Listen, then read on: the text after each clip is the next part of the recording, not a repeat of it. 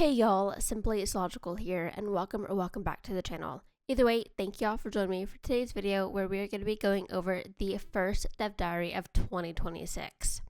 I'm really excited for it. I hope y'all are too. In today's video, we're going to get a little snippet of update 16, a big chunk of update 17, and a special surprise coming in update 18 later this year. So without further ado, let's go ahead and get into the video. Okay, so as always, it starts with a little snippet of a welcome to January's development diary. Really quickly, we're going to go ahead and go over this before we get into the guts of this dev diary. So it starts off by saying, the team hopes that you've all had a safe and happy holiday. As this is our first blog post of the year, we'll primarily be talking about our plans to outline what you'll see in 2026. There's a lot of reading to do this time, folks, so strap yourselves in. And trust me, it is a very long dev diary, probably one of their longest ones that they've made. I'll try to go as quick as I can to keep this video as short as possible, but it's going to be a decent video. So moving on from there, we start by saying, first off, thank you for your warm reception to update 16. We're pleased to see how beloved the Vivarium animals have become. They're a fun way to fill out the roster, and we have more on the way for full release. In the meantime, our animators have been working to add a few more animations to the current Vivarium lineup, which I'm going to let these play while we continue through this to keep us moving as fast as we can. This includes more movement locations for the Titanoboa, as well as eventually making it compatible with the amphibious vivariums. We'll have more to show on that in the future. And again, I have not played Prehistoric Kingdom since all this new stuff has been added to the game, but I keep telling myself I need to play it, but I want to do a franchise park with y'all, so I'm trying to figure out how all that would work. Moving on, it says, speaking of updates, our final two major releases coming this year are update 17 and update 18. By the end of 2026, all of our major gameplay mechanics will be finished. As we've explained in the past, these are massive updates and will each take a number of months to complete. At this stage, we expect to release update 17 around June if things go smoothly. So we do have an estimated date for update 17 to come out, which is very exciting. That's February, March, April, May, June. So that's 4 months away, which is relatively close if you think about it. However, this is an estimated date, so it can always take longer. But moving on, we come to full release 1.0 launch. Looking ahead, Prehistoric Kingdom will leave early access next year in 2027, launching with even more animals, content, and some unannounced gameplay aspects. As we continue the journey to full release, there are a number of things that'll be improved, added, or polished once 1.0 drops. Two of these aspects will be controller support and improved UI scaling, providing a more optimal experience for those playing on the couch, Steam Deck, or who sit further away from their monitor. This is still very much a mouse and keyboard game at heart, but having more ways to play is always great. The team has also started preliminary work on the scenarios that will be coming at launch. We can't promise how many will be there on day one just yet, but we can talk more about the planned experience. And then we have a couple bullet points here. The first one says story campaign. The story campaign will provide players with a guided onboarding experience as they work to learn the game's mechanics and resolve different parks in need with the help of Nigel and other characters. We don't expect the story itself to be super long, but each level will be designed to let you keep playing and complete additional tasks in order to achieve its gold rank. So again, just like Planet Zoo, this is very similar to the Planet Zoo's story campaign that you can play, or the whatever it's called, where you have Bernard who walks you through how to play the game basically. The next bullet point is missions. For more experienced players, missions are self-contained scenarios that see the player completing objectives under different restrictions or settings. For example, no terraforming, selective dig sites, or can't delete existing buildings, and etc. One mission may ask you to build a successful park within a tiny area, while another may see you rescuing a failing zoo from bankruptcy, breeding certain species, and improving its infrastructure. Like the story, each mission will have an optional gold rank objective for park managers who want to go all the way. Stay tuned for more information on scenarios and their rewards closer to launch. Again, very similar to Planet Zoo. Next up, we have Update 17, the first PTB, or Player Test Beta, as most of you may know. Some details below may change from now, so keep that in mind as we're going through this. While combat is undoubtedly the most exciting thing coming in Update 17, we also want to improve the game's core management experience, and this is the part that I'm very excited about. So in the next 2 months, a PTB with no combat will be going live with the following adjustments to challenge mode. First up, we have the Loading Bay rework. The Loading Bay is a crucial facility in Prehistoric Kingdom, but the player never really interacts with it. Our issues with the current system can be boiled down to a lack of responsibility. The current Loading Bay is entirely passive, infinitely bringing in resources and figuring out what the player needs on its own. Unless you delete all the loading bays, there is no failure point. And a lack of input. Due to its automated nature, sometimes the player can be at odds with its decision making. I want more medicine, but the game keeps importing plants, for example. So let's start fresh. In Update 17, the player will begin with a basic supply of plants, meat, merch, and meals. Enough to get things running, but beyond that initial shipment, the loading bay will be your responsibility to manage. And again, I kind of want to wait until this PTB comes out to do the franchise for Prehistoric Kingdom, because I do not understand this sort of stuff one iota. I have no idea how it works. I'm completely lost whenever I'm looking at it and the game is telling me, oh, this is what you do and yada yada yada. I don't understand it. So the way that I hope that they're going to make this more user friendly, basically, and also like you have to interact with it more as well, which is nice.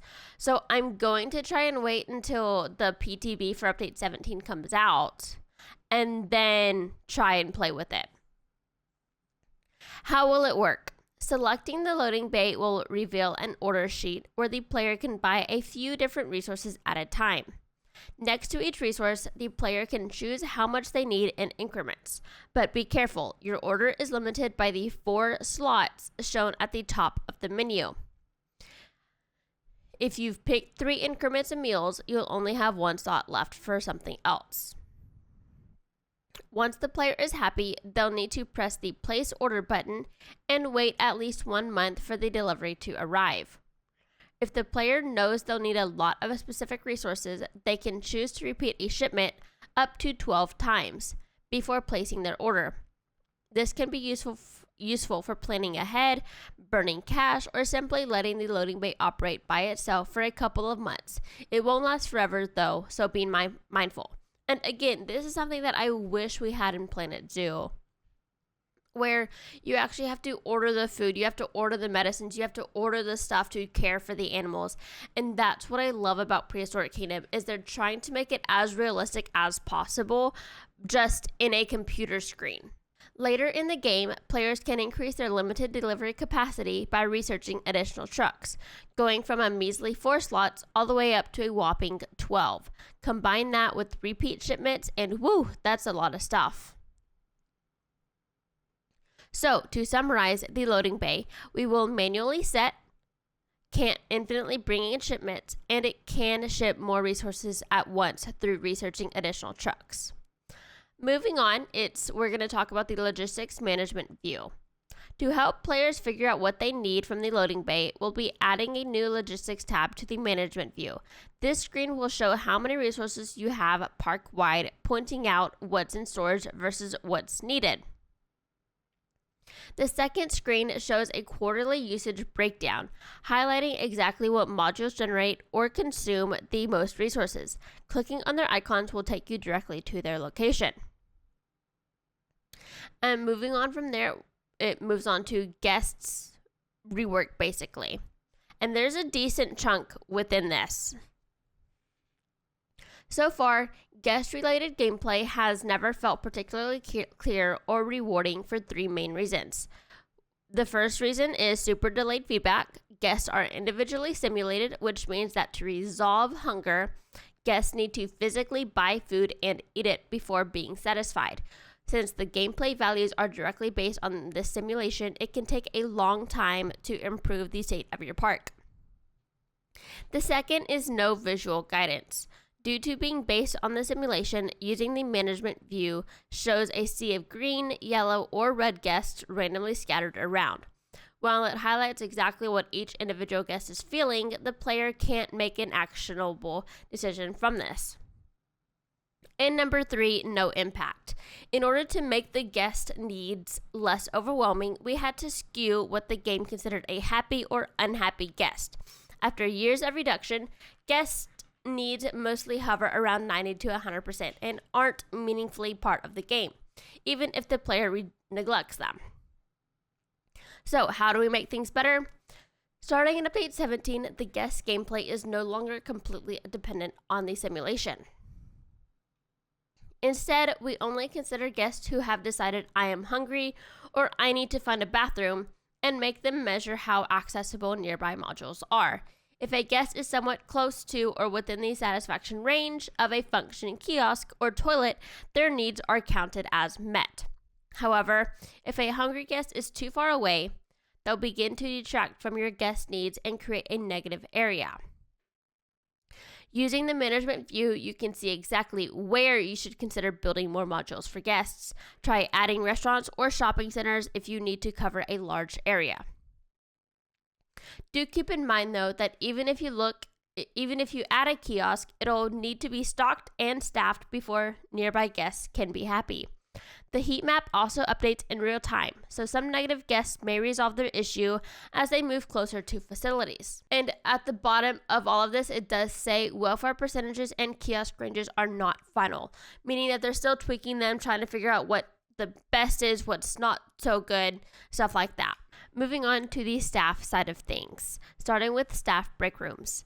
Once staff finish their shifts in Update 17, they'll begin looking for a new module, the break room. Players will want to build these facilities so that staff have a place to rest. Don't make them too sporadic, since staff cannot start their break until finding an available break room. If it takes too long to find one, staff might get upset. And if they get too frustrated, they'll quit. Break rooms can only fit so many staff at a time, so be sure to build strategically as the park grows. Staff Progression 2.0. With this overhaul, we aim to make staff progression more clear and engaging, moving away from the macro-style management currently found in the game. From a top-down view, we'll be condensing the amount of skill levels and putting more control in the hands of the player. Training. New hires will begin at level 1, an entry-level position with the cheapest salary and access to a single perk.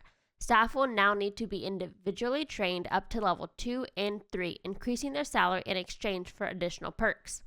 To help with this process, training is no longer locked behind research and can instead be scheduled from the get-go.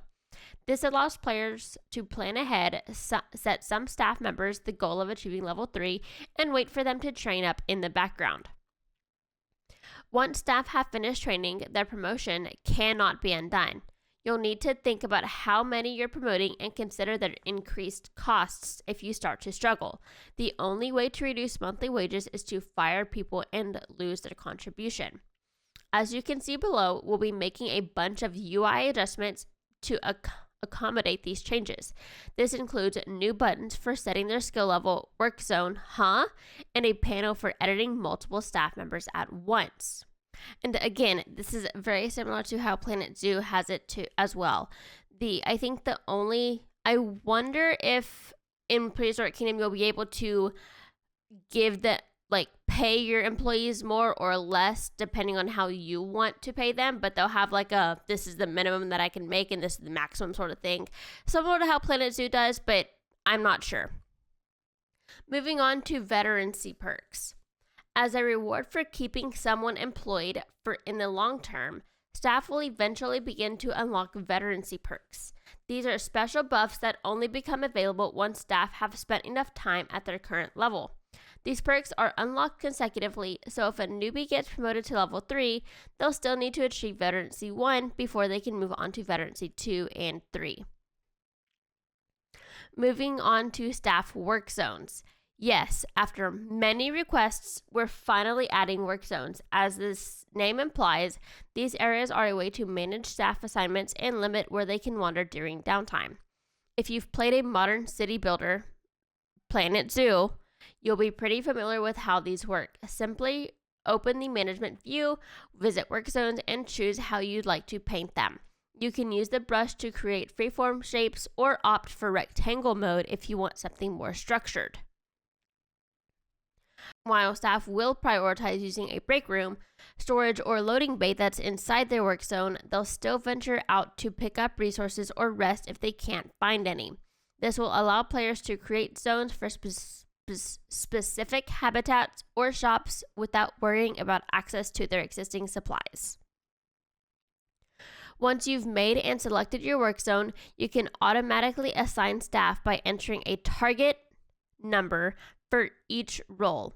As long as someone hasn't been manually assigned to another work zone, the game will try to auto-distribute staff where possible. Similarly, unassigned, free-roaming staff will also be able to provide a helping hand and accept jobs that are within work zones if you'd prefer total exclusivity. However, this behavior can be toggled off. There's a little bit more to talk about, but we'll save those details for a future dev diary.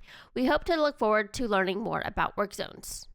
Before we move on, I do want to stop and take a pause and let you know that we are about to come up onto the combat section of this dev diary. So if you're squeamish, don't like seeing injured animals, don't like blood, stuff like that, you might want to go ahead and skip through this part to the end. I can't give you a time code, but I will have this video as I do all the dev diaries. It should be time stamped, so you can skip this whole part. That way you don't have to see it, because I'm not really squeamish, but there's a couple images that I'm like, ooh, that's a little gory. So just wanted to let everyone know that if you don't like blood, you don't like to see stuff like that, you can go ahead and skip this part and it's perfectly okay. Okay, but let's go ahead and get into the combat section of this video. So we're going to start with Update 17, Combat Preparation. As expected, the biggest task for Update 17 is animal combat. While we are busy preparing to start proper prototyping, it's too early to show anything substantial given our holiday break. As mentioned, this will also not be part of the initial Update 17 player test beta. For today's diary, we wanted to show off our visual wounds and scarring shader. Much like diseases, animals that have experienced combat will show varying levels of damage. As these wounds heal, they'll eventually turn to scars. Their position and rotation are random, so each animal will be unique in that regard.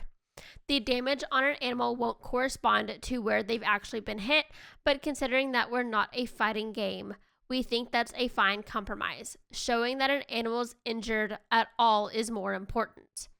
Here's the shader in action, showing how animals can have varying levels of damage.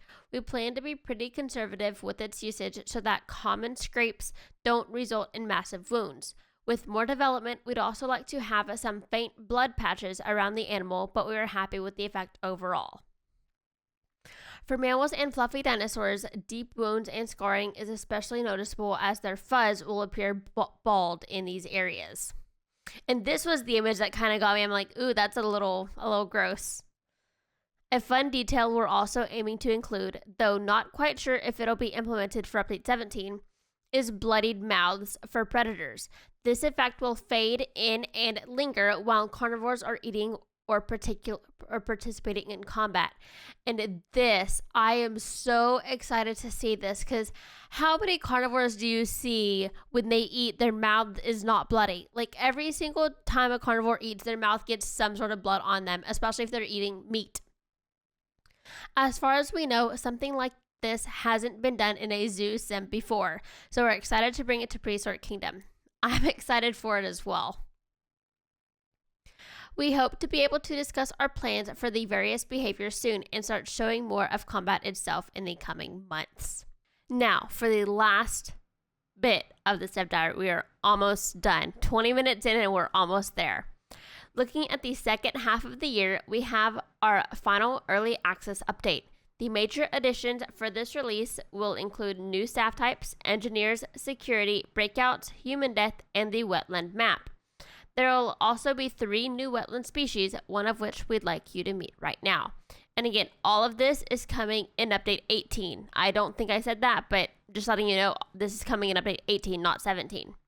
The new species that we're getting is Britain's very own Spinosaurid, finally re-emerging from the depths. This heavy clawed theropod is of course none other than the Baryonyx, a carnivorous dinosaur with an appetite for fish. Each skin for the Baryonyx will lean into an alternate integument, providing options for those who prefer a spiky, classic, or more speculative look. Please look forward to them. I'm pretty excited for these guys. I know that they're a pretty popular dinosaur, and I'm pretty excited to see these guys in action. And with that being said, that is all I have for y'all today. This step diary has finally come to a wrap. I know it was a long video. If you stuck with me through the entire thing, thank you so much. Don't forget to go check down in the description below to check out the step diary for yourself. You can look it over for yourself if you want to. If not, that's totally fine. But that is all I have for y'all this week. Please make sure to leave a like, subscribe, all of that good YouTube stuff, and I will see you on the next video. Bye, guys.